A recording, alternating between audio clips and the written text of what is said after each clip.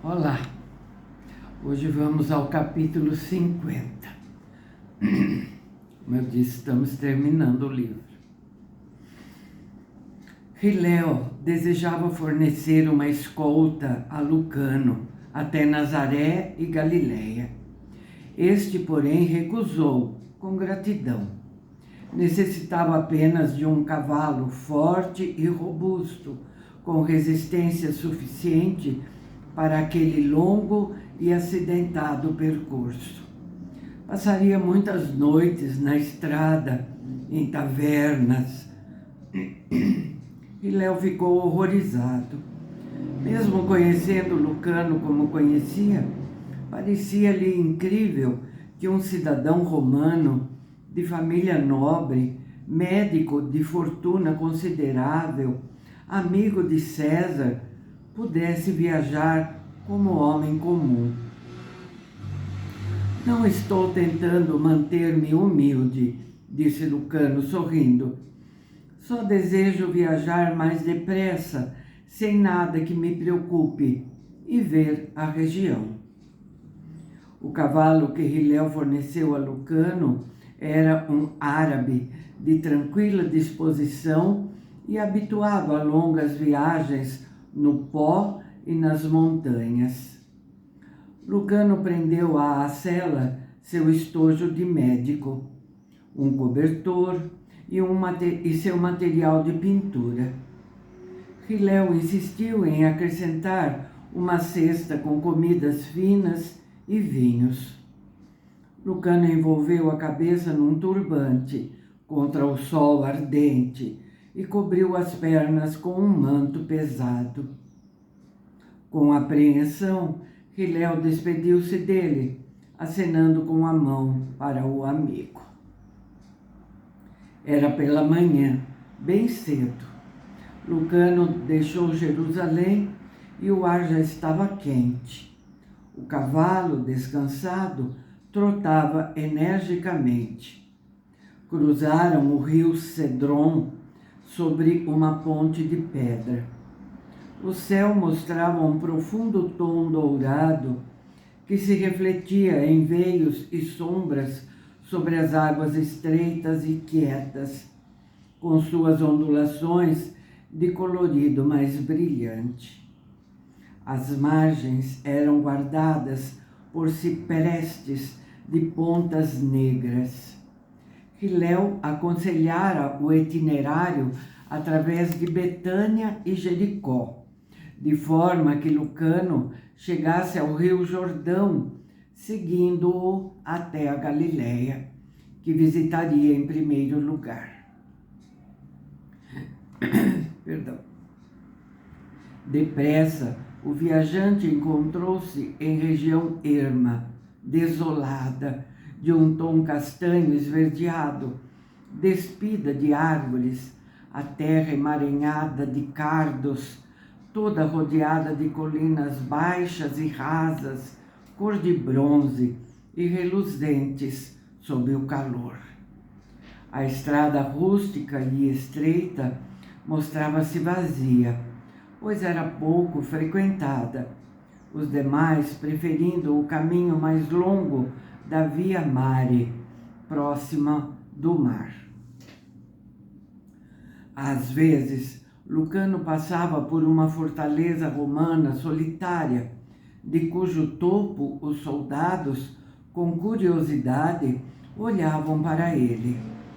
Certa ocasião, foi detido e interrogado informalmente por um oficial que não compreendia como um homem vestido tão humildemente podia ter cavalo tão belo em tal estrada.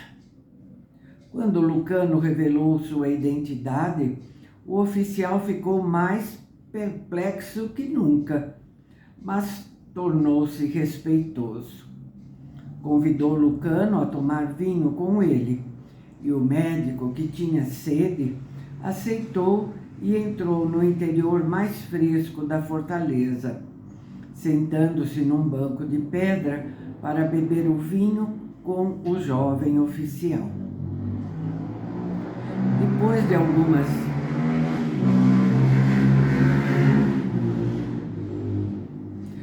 Depois de algumas perguntas indiscretas, Lucano respondeu dizendo que ia visitar Tiberíades.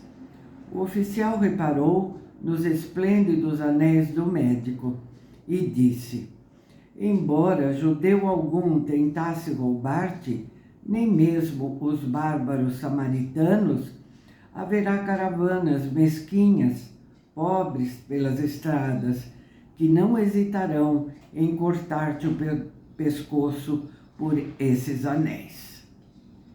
Assim, Lucano guardou-os em seu estojo. Ao continuar o caminho, encontrou de fato uma ou duas pequenas caravanas de camelos, burros e homens de rostos violentos que fixaram os olhos em seu cavalo. Lucano, porém, olhou também para eles. Era homem de alta estatura, trazia uma espada à cinta e seus olhos mostravam-se frios e desassombrados. Chegou a Betânia, trotando sob ondulantes vagas de calor. As ruazinhas apertadas eram forradas e encobertas por uma poeira flutuante, amarela, e o povo movia-se ruidosamente, tagarelando e discutindo. As faces severas, escuras pelo sol, as cabeças protegidas com turbantes pretos, brancos ou marrons, acompanhando roupas empoeiradas das mesmas cores. As lojas minúsculas ferviam de gente, todos parecendo irritados, e cães ladravam, crianças brincavam nos degraus das ladeiras, e as mulheres, com seus jarros à cabeça, paravam para trocar mexericos. Cheiro forte de carne assada, vinho ácido, ervas, alho, entranhas de animais, suspendia-se sobre a pequena cidade. E Lucano sentiu-se satisfeito por sair dela dentro de pouco tempo. Então veio de novo a região erma. As montanhas modificaram-se, tornaram-se monótonas, cor de terracota, com projeções de vilarejos amontoados, recobertos de uma tonalidade cinza esbranquiçada. As planícies que rodeavam Lucano eram abandonadas, com ar infinitamente solitário e deserto, crestadas e vazias. Uma palmeira ocasional, que mais parecia um bastão empoeirado, lutava pela sua miserável vida, num chão escuro e friável, onde se espalhavam grandes pedras redondas e negras. Moitas raquíticas, semimortas, abafadas pelos cardos que tudo submergiam e pelas altas massas de cactos, só aumentavam a melancolia daquele cenário selvagem. E o sol, como um orbe embraseado, despejava para baixo suas cataratas de insuportável luz. Era meio-dia quando Lucano chegou de súbito a um tanque de água intensamente azul, naquela tarde abandonada, mantido por uma nascente subterrânea. Para seu deleite, salgueiros novos de um tom verde amarelado sacudiam seus galhos em derredor dele, deixando que sua ramagem delicada se balançasse ao ar quente. Amarrou o cavalo depois que o animal bebeu o quanto quis daquela água fresca e deu-lhe um saco de aveia. Então sentou-se à sombra dos salgueiros e abriu sua cesta de comida. Comeu uma porção da deliciosa ave assada, recheada com miolo de pão, ervas e cebolas, alguns bolos de aveia que cobriu de mel e 2 deliciosos pastéis. Bebeu o excelente vinho de Hilel, que tiveram cuidado de mergulhar antes na água fria. Era como se estivesse sentado no centro de uma miragem, com a terra selvagem e estéril a rodeá-lo, as colinas pedregosas fumegantes pelo calor e pela poeira a pequena distância. Em parte alguma via criatura viva. Imenso silêncio jazia sobre a terra e as colinas. Sentiu sonolência, sacudiu a cabeça e tornou a montar. Teve cuidado de manter-se na estrada que passava por fora de Jericó, mas pôde ver a cidade propriamente dita, toda aglomerada, casas marrons de 2 andares, separadas por maciços de ciprestes, abatidos sobre o calor. E mesmo àquela distância pôde ouvir o clamor de vozes. Agora encontrava rebanhos de carneiros pastando na relva crestada e pastores de rostos sombrios, ou numerosas cabras guardadas por meninos suarentos e ruidosos. Acelerou o passo de seu cavalo na direção do rio Jordão, pois a noite caía subitamente naquela região, e Hilel lhe falara numa taverna próxima ao rio. Quase imperceptivelmente, a terra começava a fazer-se mais fértil. Um monte ocasional mostrava terraços que fechavam pequenos tratos de relva ou de palmeira e oliveiras, mesmo de alguma fruta. Vinhedos atiravam sua fragrância ao ar ardente. Lucano subiu uma montanha despida, as pedras rolando em torno dele, ruidosas naquele silêncio.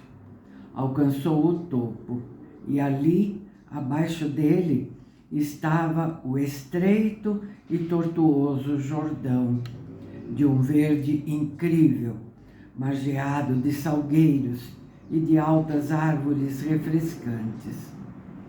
Sentindo o cheiro da água, o cavalo desceu rapidamente a montanha e aumentou sua velocidade.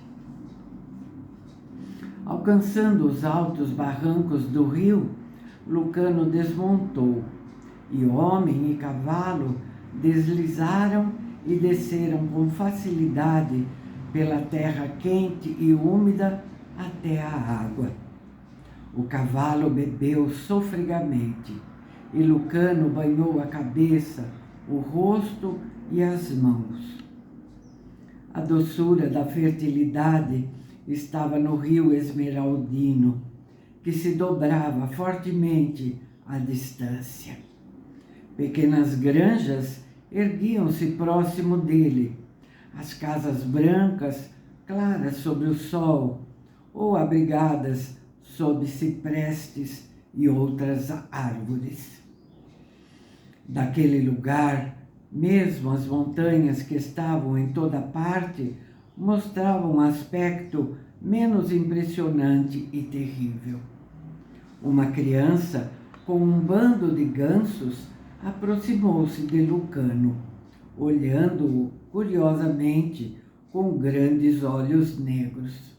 Lucano cumprimentou bondosamente a menininha. Ela hesitou, depois respondeu em aramaico, com o sotaque dos samaritanos. Ela fez-lhe sinal para que se aproximasse, desejando dar-lhe um dos doces de sua cesta, mas ela não se chegou mais.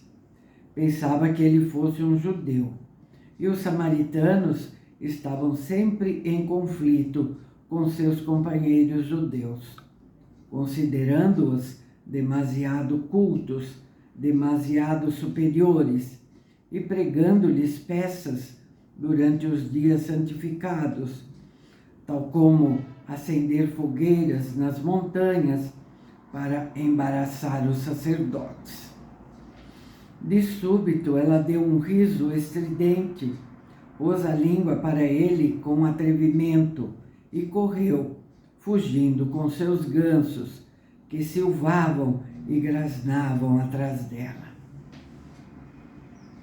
Lucano, tornando a montar, seguiu o rio, incrivelmente tortuoso, e arejou seus sentidos com as pequenas granjas, os sons vindos do gado e dos carneiros, o chilrear de muitos pássaros nas árvores de um verde escuro, os campos dourados de cevada, aveia e trigo, sob a luz que descia, e com as agradáveis casas das granjas, brancas e quadradas, com seus alegres jardins. As vertentes das montanhas eram ali cultivadas e pareciam ter sido recobertas com imensos, gigantescos tapetes persas multicoloridos. Agora a luz descia mais depressa. O rio modificava-se, correndo, dourado, entre seus barrancos. O céu tomou rubor escarlate e fez-se cor de jade sobre as montanhas. O ar tornou-se mais frio. Deixa eu ver quanto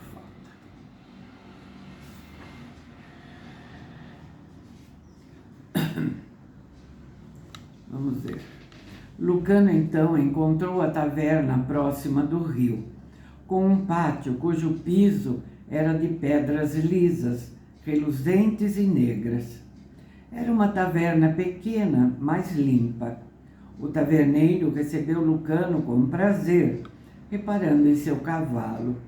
Nem mesmo o aramaico corrente de Lucano o incomodou, ou esfriou seu coração samaritano. Não era sempre que abrigava viajantes com cavalos tais, e as maneiras de Lucano, pelo menos, asseguravam ao taberneiro que ali não estava um homem abatido pela pobreza. Ficou tão satisfeito com aquele visitante que resolveu não lhe cobrar mais do que 3 vezes o preço da tabela, pelo alimento e pelo quarto. Levou Lucano para um pequeno aposento limpo de frente para o rio e garantiu-lhe que o leito era confortável, nele não existindo pulgas ou piolhos.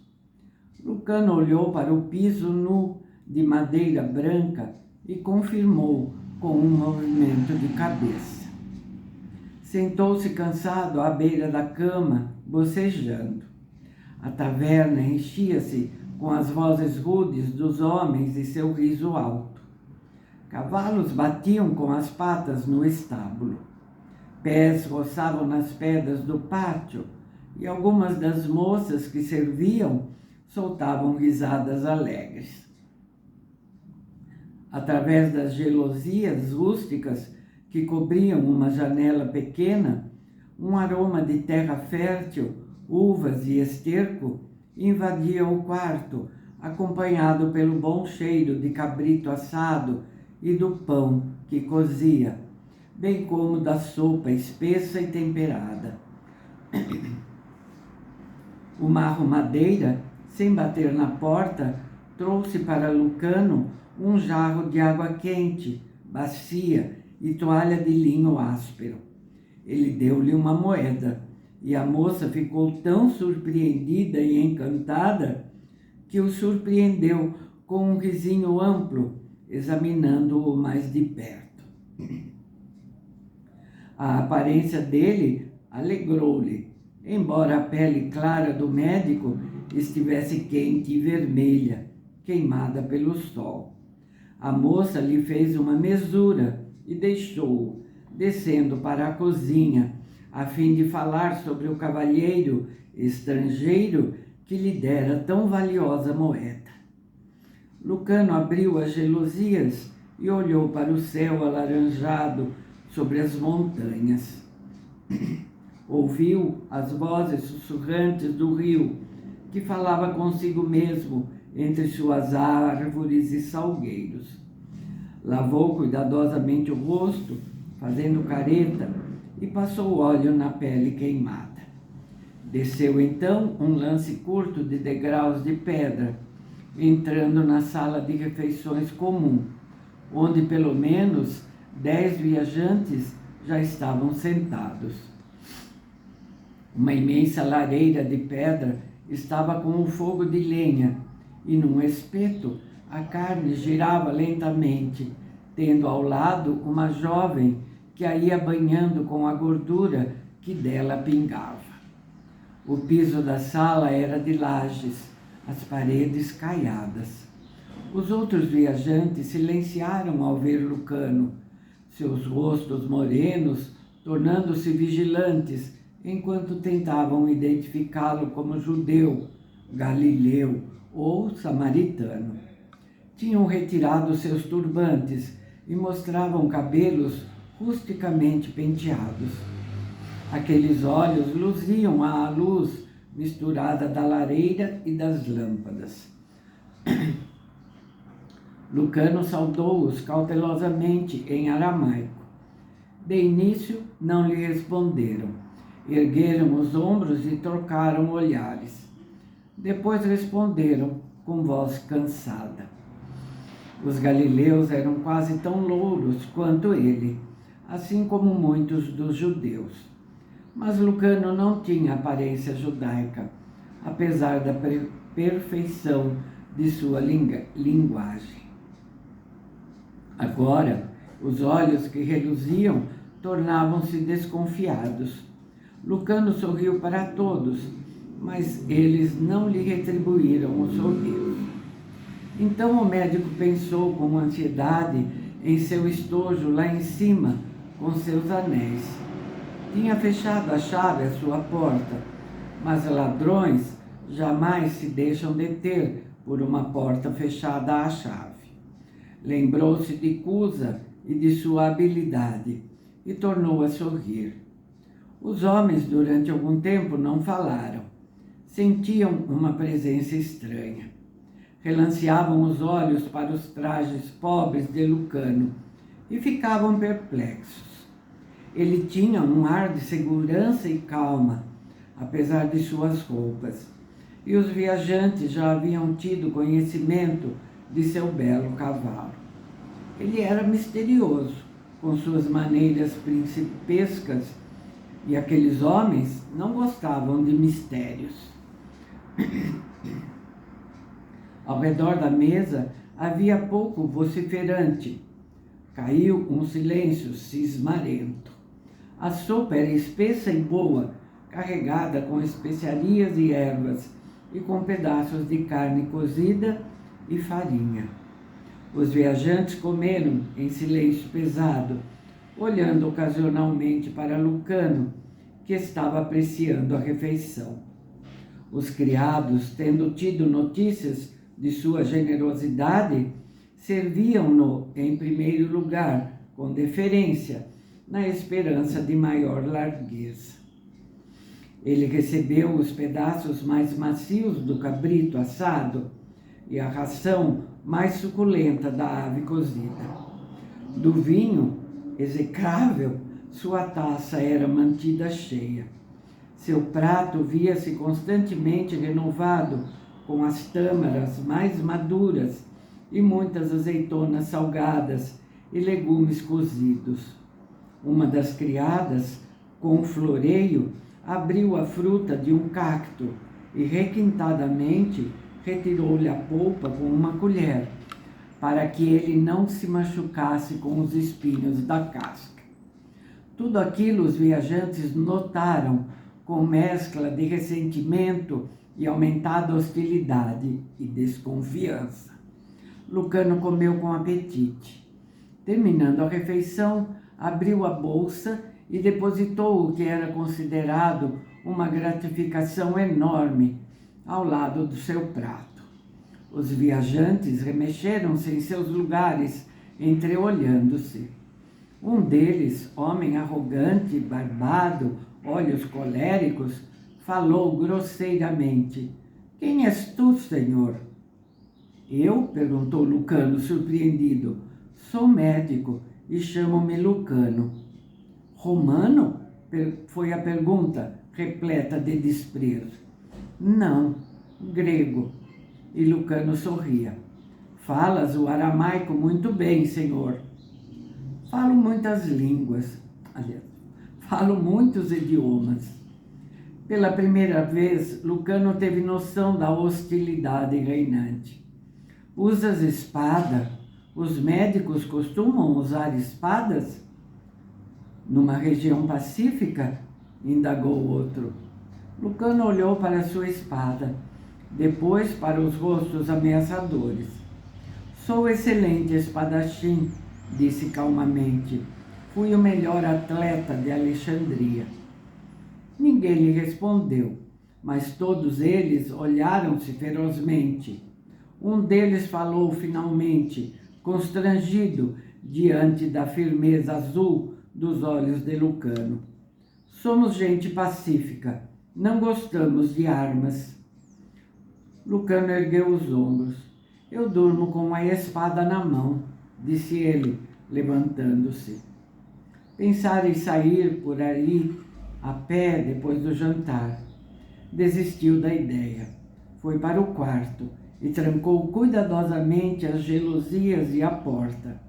Tirou a espada da bainha e colocou-a na cama. Subitamente sentia-se exausto. Deitou-se e adormeceu instantaneamente. Conservou a lâmpada acesa. Levantou-se logo depois do amanhecer e tornou-se depressa querido do estalajadeiro por não protestar contra a vergonhosa soma de sua conta. O homem despediu-o com bênçãos e as criadas reinaram-se no pátio para guinchar-lhe adeuses.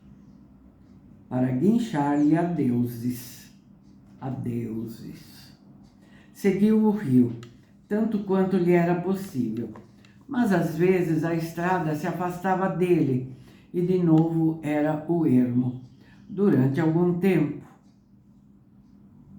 Agora, muitas das altas colinas mostravam-se interrompidas e bronzeadas, da cor da terra, contra o céu esbranquiçado e flamejante. Faziam voltar em eco o ruído do trote do cavalo. Lucano sentiu-se sozinho, num mundo de vasta desolação. Às vezes via casas sombrias nas colinas, com 1 ou 2 ciprestes poeirentos, e ficava a cogitar em como era possível um ser humano morar em lugar tão terrível.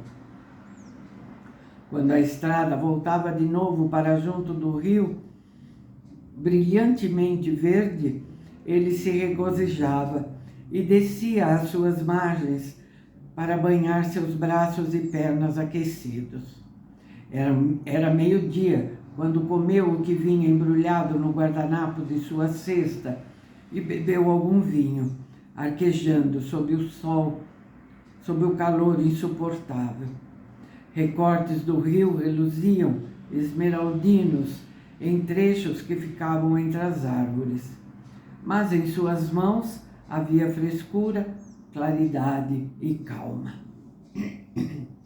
Lucano cavalgou entre minúsculas aldeias, e os cães seguiam-no, ladrando e saltando aos cascos de seu cavalo. Agora estava na província de Decápolis, e notou que o povo se ia fazendo mais louro e mais alto, de olhos azuis ou cinzentos, e cabelos e barbas de um tom castanho claro. Quando passou por um rebanho de cabras na estrada, o camponês levantou os olhos para ele, sorriu agradavelmente e saudou-o com o chicote. Cavalgando através da aldeia, passou pela pequena casa de um carpinteiro. O homem estava rodeado por seus 4 filhos e tagarelavam enquanto iam trabalhando na madeira crua, amarelada, que tinha odor resinoso. Lucano pensou em Jesus e em seu pai adotivo. Assim ele trabalhara com martelo, plana e serrote, fabricando o mobiliário simples da zona rural. Assim, José o advertia por ter entortado um prego mal batido. Lucano sentiu-se mais próximo de Cristo junto daqueles carpinteiros do que se sentia em Jerusalém, ou com João e Tiago. Uma mulher saiu da casa com um balde de leite e algumas tigelas, e pai e filhos pararam de trabalhar para beber longamente. A mulher tinha na mão uma roca e sorriu para Lucano. A mãe de Cristo teria aparecido assim, para refrescar seu filho e seu marido? Naquele crepúsculo, ele passou para a província da Galileia e teria continuado até o próprio mar da Galileia, mas encontrou uma pequena hospedaria exatamente quando a noite caiu. Estava na região de Jesus, e quando se envolveu no cobertor, naquele lugar pobre, sentiu que tinha chegado à sua pátria. Ficou um vídeo meio longo, mas não quis interromper o capítulo, tá bem? Não vou me alongar mais, tá? Até o próximo vídeo. Obrigada.